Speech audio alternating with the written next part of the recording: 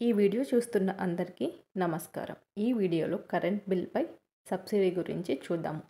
Current bill కొత్తగా తీసుకున్న వారికి లేదా రీడింగ్ తీసిన వారికి మాత్రమే ఈ సబ్సిడీ వర్తిస్తుంది. మీరు కరెంట్ బిల్లులో సబ్సిడీ మొత్తాన్ని చూడవచ్చు. ఇది మీ బిల్లులో అడ్జస్ట్ చేయబడుతుంది.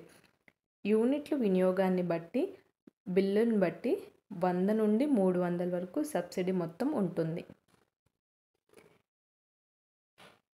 ఈ సబ్సిడీ కేవలం ప్రస్తుత నెలకు మాత్రమే వర్తిస్తుంది. తర్వాతి నెలలో ఉంటుందా లేదా అనేది ఇంకా తెలియదు.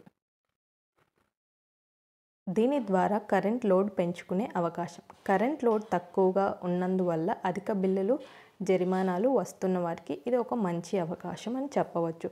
సాధారణంగా 1 కిలోవాట్ లోడ్ పెంచడానికి 2250 ఖర్చు అవుతుంది. అయితే కూటమి ప్రభుత్వం ఇచ్చిన సబ్సిడీ వల్ల ఇప్పుడు ఆగస్టు 1 నుంచి ఆగస్టు 31 వరకు 1250 లోడ్ పెంచుకోవచ్చు.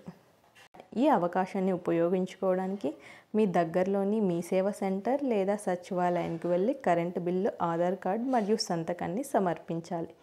ఈ సబ్సిడీ కేవలం గృహ వినియోగదారులకు అంటే డొమెస్టిక్ మాత్రమే వర్తిస్తుంది.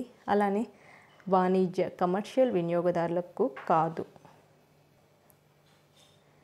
ఇలాంటి మరెన్నో సమాచారాల కోసం మన ఛానల్ని అయితే సబ్స్క్రైబ్ చేసుకోండి.